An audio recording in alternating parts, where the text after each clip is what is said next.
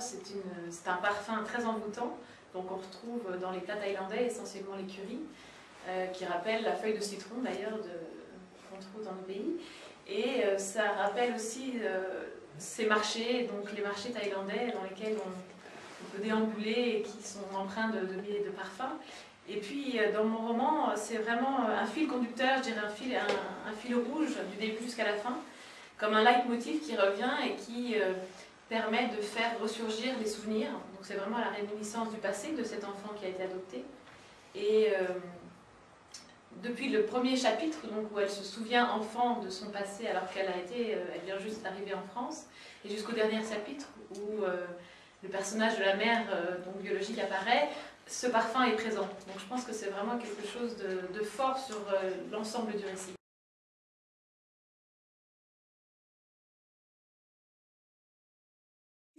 Sœurs d'adoption, parce qu'elles sont donc, ce sont des amies, mais qui deviennent sœurs de par leur proximité et de par la dureté de leur passé. Donc ils sont toutes les trois abandonnées dans un orphelinat donc, à Chiang Mai, dans le nord de la Thaïlande. Et donc elles deviennent sœurs d'affection, sœurs de cœur, et elles grandissent ensemble. Et donc effectivement le départ de Kim pour la France, donc à l'âge de ses 5 ans, va forcément susciter beaucoup de questionnements dans cette relation à trois, et qui va parfois amener des douleurs, parce que pourquoi une est adoptée plus qu'une autre, et pourquoi est-ce qu'on adopte, et est-ce qu'un enfant de 5 ans est capable de comprendre ce que c'est que abandonner. Donc voilà, c'est un petit peu ça qui...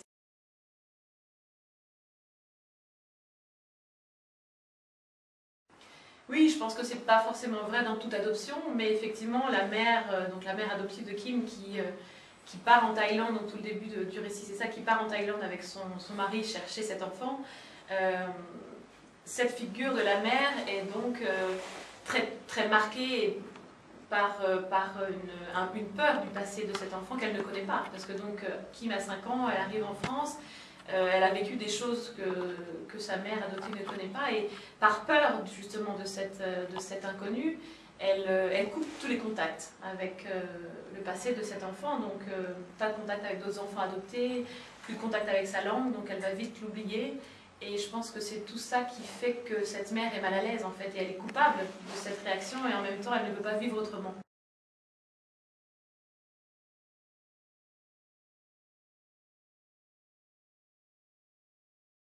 Je pense que tout enfant adopté un jour ou un autre se pose la question de qui sont mes vrais parents, d'où je viens. Je pense que c'est d'autant plus fort chez mon personnage, parce que comme justement elle a été coupée de ses racines et de sa langue et de sa culture, elle est comme estropiée un peu. Elle a besoin de chercher d'où vient ce manque et qui est à l'origine de sa vie, de sa naissance. Et donc elle décide de partir. Je pense qu'aussi à l'âge de 18 ans, quand on devient adulte, on se pose beaucoup de questions, et que c'est aussi l'âge de l'adolescence, bon, un peu tard, et donc elle a aussi besoin de provoquer ses parents et de les mettre un peu devant le fait accompli. Je pars en Thaïlande va susciter, je pense, beaucoup de questionnements dans la famille, remettre en question les ordres établis, et donc ça, je pense que c'est quelque chose qui était aussi au fond du personnage.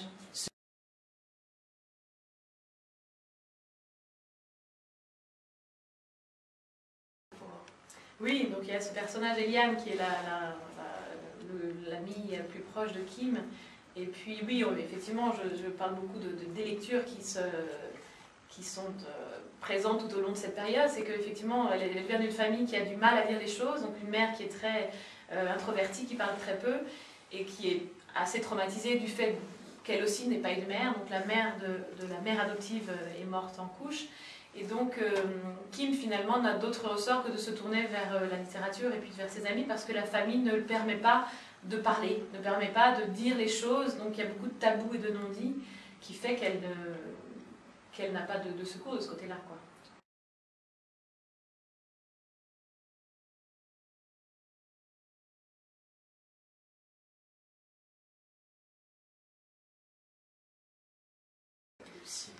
Je pense pas que c'est une remise, non, ce n'est pas une remise en cause vraiment du système adoptif. Je pense que le système marche en soi, c'est pas la question. Il y a des adoptions qui se passent bien, d'autres moins bien, mais je pense que c'est plutôt un vécu voilà, une jeune fille qui a été adoptée, comment est-ce qu'elle a vécu cette adoption, comment est-ce que son père, son frère, sa mère a vécu cette adoption. Et c'est un paysage pour moi, c'est plutôt des impressions qui sont mêlées et qui viennent montrer une possibilité de vivre l'adoption.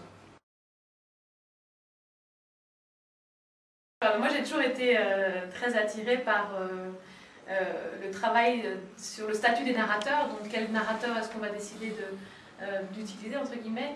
Et j'avais pas envie de faire un roman classique au sens de la troisième personne, en parlant de Kim à la troisième personne. J'avais pas non plus envie d'un roman à la première personne parce qu'on n'aurait qu'une vision donc, de la réalité, mais je voulais justement cette pluralité des voix, cette pluralité des impressions, des réalités. Et donc j'avais envie que chaque chapitre ait sa propre voix, et je trouve que ça rendait les impressions des personnages individuelles.